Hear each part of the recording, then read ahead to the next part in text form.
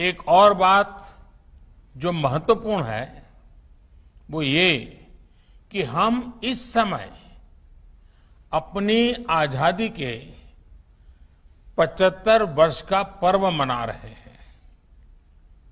21वीं सदी में पैदा हुए आज के युवा भारत की विकास यात्रा को आजादी के 100 वर्ष तक आगे बढ़ाने वाले हैं। इसलिए नई पीढ़ी के युवाओं का स्किल डेवलपमेंट एक राष्ट्रीय जरूरत है।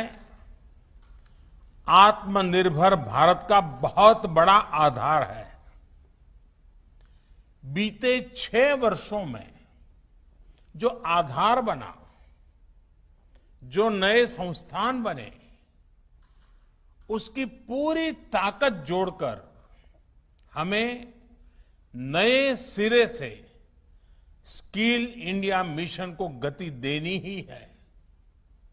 साथियों, जब कोई समाज स्किल को महत्व देता है तो समाज की अपस्किलिंग भी होती है, उन्नति भी होती है। दुनिया इस बात को बखूबी जानती भी है, लेकिन भारत की सोच इससे भी 2 कदम आगे की रही है। हमारे पूर्वजों ने स्किल्स को महत्व देने के साथ ही उन्होंने इसे सेलिब्रेट किया, स्किल्स को समाज के उल्लास का हिस्सा बना दिया।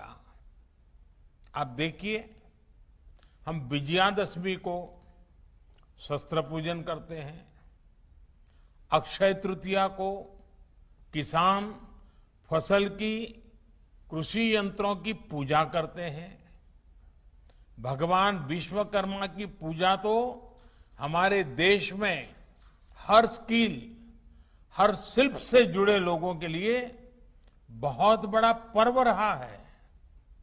हमारे यहां शास्त्रों में निर्देश दिया गया है, विवाह दिशु यज्ञशु गृह आराम विधायके सर्व कर्मसु संपूज्यो विश्वकर्मा इति श्रुतम।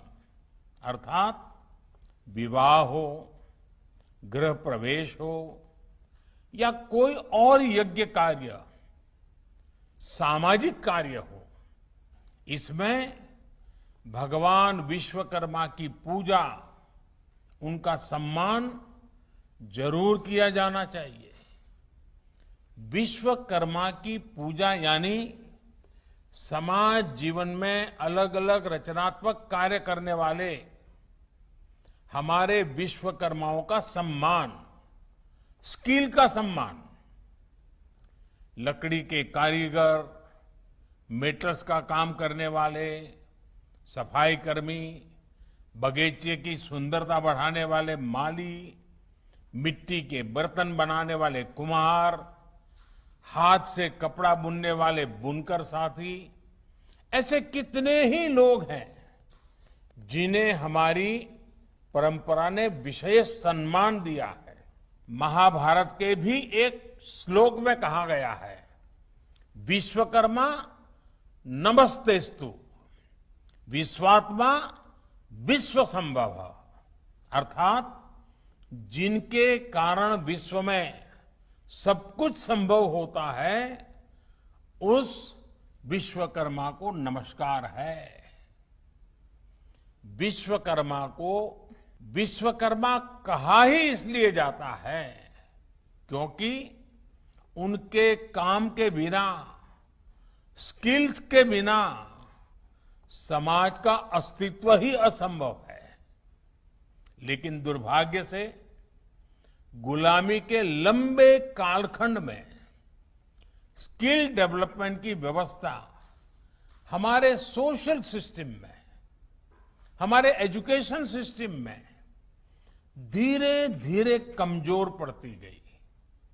साथियों, एजुकेशन अगर हमें ये जानकारी देती है कि हमें क्या करना है, तो स्किल हमें सिखाती है कि वो काम वास्तविक स्वरूप में कैसे होगा।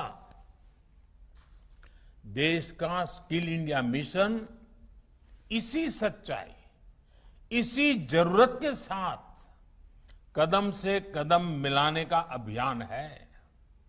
मुझे खुशी है कि प्रधानमंत्री कौशल विकास योजना के माध्यम से अब तक 1.25 करोड़ से अधिक युवाओं को ट्रेनिंग दी जा चुकी है। साथियों, मैं एक और वाक्य के बारे में आपको बताना चाहता हूं। एक बार स्किल डेवलपमेंट को लेकर काम कर रहे कुछ अफसर मुझे मिले। मैंने उनसे कहा कि आप इस दिशा में इतना काम कर रहे हैं, क्यों ना आप ऐसे स्किल्स की एक लिस्ट बनाइए जिनकी हम अपने जीवन में सेवाएं लेते हैं। आपको हैरानी होगी, जब उन्होंने सरसरी नजर से लिस्टिंग की तो ऐसी 900 से ज्यादा स्किल निकली जिनकी हमें अपनी आवश्यकताओं के लिए जरूरत होती है। आप अंदाजा लगा सकते हैं कि स्किल डेवलपमेंट का काम कितना बड़ा है। आज ये जरूरी है कि लर्निंग आपकी अर्निंग के साथ ही रुके नहीं। आज दुनिया में स्किल्स की इतनी डिमांड है कि जो स्किल होगा वही ग्रो करेगा। ये बात व्यक्तियों पर भी लागू होती है और देश पर भी लागू होती है। दुनिया के लिए एक स्मार्ट और skilled man power solutions Bharat दे सके, ये हमारे नौजवानों की स्किलिंग स्ट्रेटजी के मूल में होना चाहिए। इसको देखते हुए ग्लोबल स्किल गैप की मैपिंग जो कि की जा रही है वो प्रशंसनीय कदम है। इसलिए हमारे युवाओं के लिए स्किलिंग, रीस्किलिंग और अपस्किलिंग का मिशन अनवरत चलते रहना चाहिए। बड़े बड़े एक्सपर्ट्स आज अनुमान लगा रहे हैं कि जिस तरह तेजी से टेक्नोलॉजी बदल रही है, आने वाले 3-4 वर्षों में बहुत बड़ी संख्या में लोगों को रीस्किलिंग की जरूरत पड़ेगी।